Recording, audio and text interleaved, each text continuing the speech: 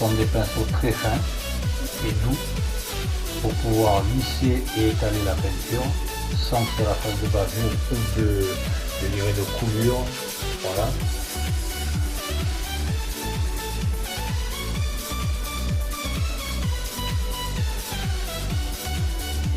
Donc là, comme on peut le voir, c'est un travail qui est tout aussi délicat que tout le reste. Un modèle réduit et automatiquement quelque chose de délicat, donc il faut éviter la poussière, il faut avoir, je me répète, de la patience, de la précision, et puis bon, bien sûr après, avec l'expérience, on trouve des solutions à tout problème, parce qu'on peut aussi rencontrer des problèmes au niveau du montage, ou pendant les phases de montage ou de peinture. Vous le verrez par la suite. Là, je commente donc toutes les parties du film que j'ai monté.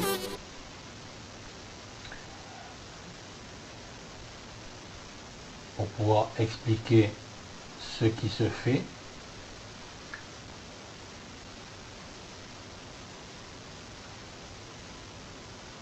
Voilà.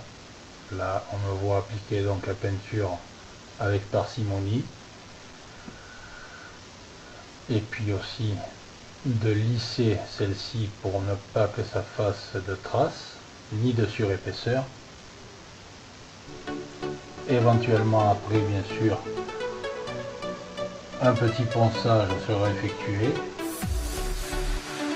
pour mettre une seconde couche d'après si nécessaire,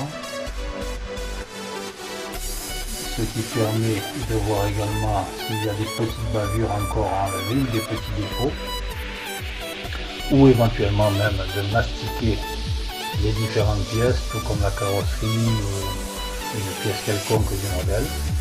Voilà. Afin de pouvoir à nouveau peindre avec la couche d'après et bien sûr après mettre les couleurs définitives. Dans le cas présent, bon ben, je le redis, ce sera, je ne sais pas encore, ou du rouge ou du bleu. Voilà. Je demanderai même conseil à mon épouse pour savoir quelle couleur, d'après elle, ira le mieux sur le modèle en question, qui est actuellement donc la Corvette Stingray 1965.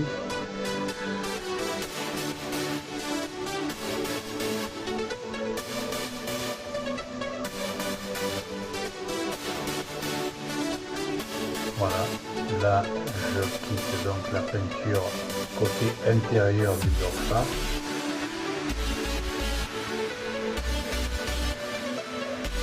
Tout ceci demande beaucoup d'attention et de précision, bien sûr.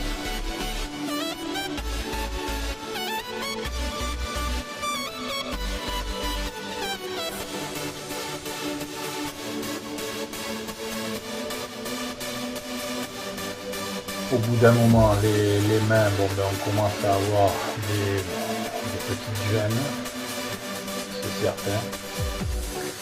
Donc de temps en temps, il faut faire une pause pour éviter d'attraper, je dirais, des petites crampes.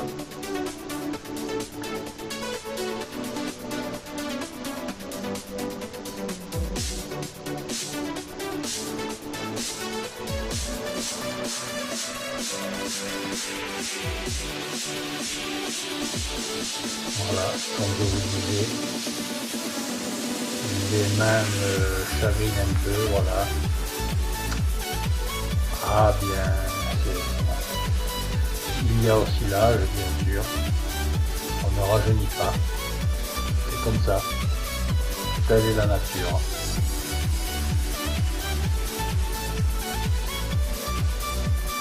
Voilà, donc là j'arrive au bout de l'application de peinture sur la pièce en question. Comme on peut le voir, c'est quand même un travail de longue haleine, ça ne se fait pas en 30 secondes. Voilà, donc on va passer à une phase suivante.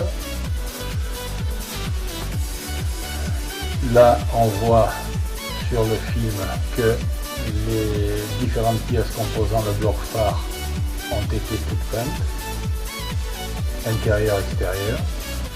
C'est passé en partie séchage, voilà. Et j'attaque donc maintenant le tableau de bord. On peut voir un peu en avant tout l'habitacle. Donc là c'est pareil, l'habitacle, je passe la couche de peinture générale à l'intérieur bien sûr. C'est donc un rouge, mais un peu qui tire, je dirais un peu rouge grenat, c'est imitation cuir. L'habitacle dans lequel je vais moi-même aussi faire des options, c'est-à-dire des options d'habillage, de l'imitation cuir que je rajouterai. Et donc là, je vous le dis, c'est tout ce qui touche, bien sûr, au tableau de bord. Voilà, je lui passe une couche de peinture générale, de la même teinte que l'habitacle, bien sûr. Voilà, toujours imitation cuir.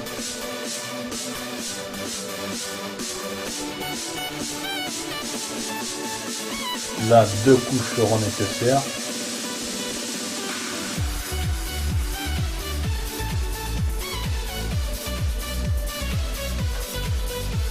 Comme on peut le voir, c'est, comme je vous le disais, un travail qui demande beaucoup d'attention. Il faut bien étaler la peinture, la lisser avec le pinceau. Donc là, par contre, j'utilise un pinceau numéro 10.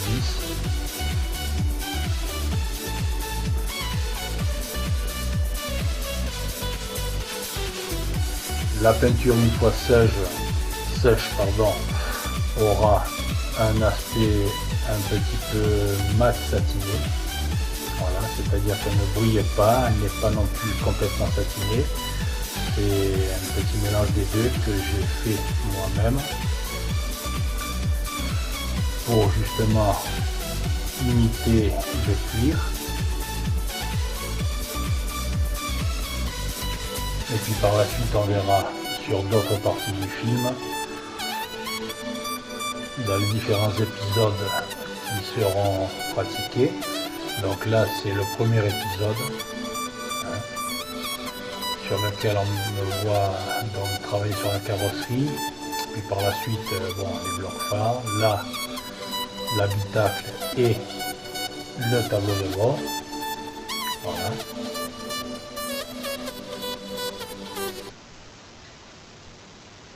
Et tout ceci en musique. Pour moi c'est une détente, faire un modèle réduit c'est vraiment quelque chose qui me plaît beaucoup. J'ai commencé à faire des modèles réduits, j'avais 9 ans. J'ai découvert les modèles réduits chez un ami à l'époque. Il avait construit un B52, c'était Heller qui faisait ce modèle à l'époque. Puis quand j'ai vu ça, je lui ai demandé ce que c'était. Il m'a répondu que c'était une maquette. Je croyais que c'était un jouet, et puis non, c'était une maquette qu'il avait fait lui-même. Et comme j'ai toujours été de nature à m'intéresser à beaucoup de choses, j'ai demandé de me montrer ce que c'était. Et effectivement, il m'a amené au magasin où il avait acheté, et j'ai pu voir. Alors bien sûr, j'étais émerveillé parce qu'à 9 ans, on est émerveillé devant tant de choses. Ce ne sont pas des jouets, un modèle réduit n'est pas un jouet, contrairement à ce que beaucoup de gens disent. C'est une passion, déjà, et d'une, et c'est la réduction je dirais, d'un modèle réel, que ce soit une voiture, un bateau, un avion, des meubles, n'importe quoi. Il y a des gens qui en ont fait leur métier, voilà. Personnellement, ça m'aurait pas déplu, mais bon, c'est vrai que j'ai choisi une autre voie. Voilà, j'ai pris ça, moi, simplement, je dirais, pour le plaisir, voilà. Parce que mon métier, à moi, bien sûr, j'ai travaillé dans le bâtiment, et puis après, j'ai suivi des études qui m'ont fait que je suis devenu technicien de bureau d'études en béton armé. projecteur calculateur, donc bien sûr ingénieur béton, voilà. Et après, j'ai pratiqué ma passion, ce que je suis en train de faire maintenant. Voilà, je suis arrivé à la retraite, donc là je profite pleinement de ma passion. Voilà. Quand je suis chez moi, qu'on ne sort pas, ou qu'on ne va pas faire les courses, ou bien sûr qu'on ne va pas se promener, parce que bon, c'est tout le même. Hein, ça, on n'est pas des pantoufles. Donc, mon épouse regarde la télé, se met devant son petit ordinateur sur Internet, et moi, eh bien, je pratique ma passion, à savoir les modèles réduits. Donc là, c'est un modèle réduit en plastique, donc comme je l'ai dit, le Revel, voilà.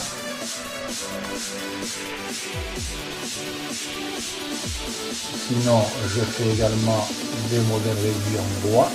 Mais là, par contre, c'est moi-même qui fais toutes les pièces. C'est encore bien plus compliqué que ceci. Voilà. Voilà, là j'ai terminé de peindre le tableau de bord. Donc nous allons passer à la phase suivante.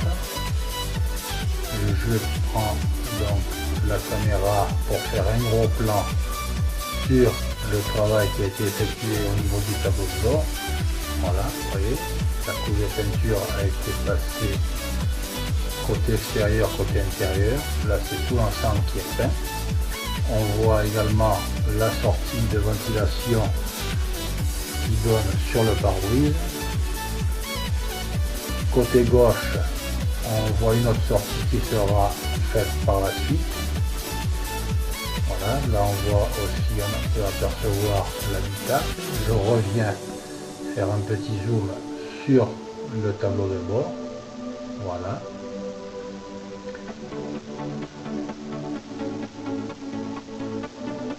Maintenant, hop, me revoici. Alors là, par contre, j'attaque l'habitacle. Voilà. Donc, j'applique la seconde couche à l'habitacle. Tout l'intérieur, général, tout l'intérieur, voilà. Pour ensuite, bien sûr, peaufiner. Et puis au fur et à mesure, peindre les différents détails. L'extérieur de l'habitacle sera peint en noir mat,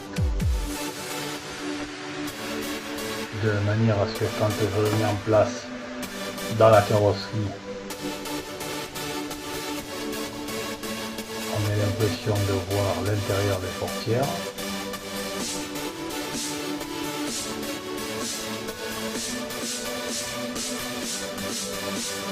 Alors là c'est pareil, j'emploie un pinceau numéro 10 parce qu'il faut quand même couvrir une surface assez importante. Donc là ce sont des petits pots de peinture Umbroll. Suivant les couleurs, les teintes que je veux obtenir, je prends des peintures ou Umbroll ou LR ou Revel. Et éventuellement je fais des mélanges pour obtenir des tons qui n'existent pas chez les uns ou les autres, et avoir bien sûr, comme je l'ai dit là, un aspect donc imitation cuir.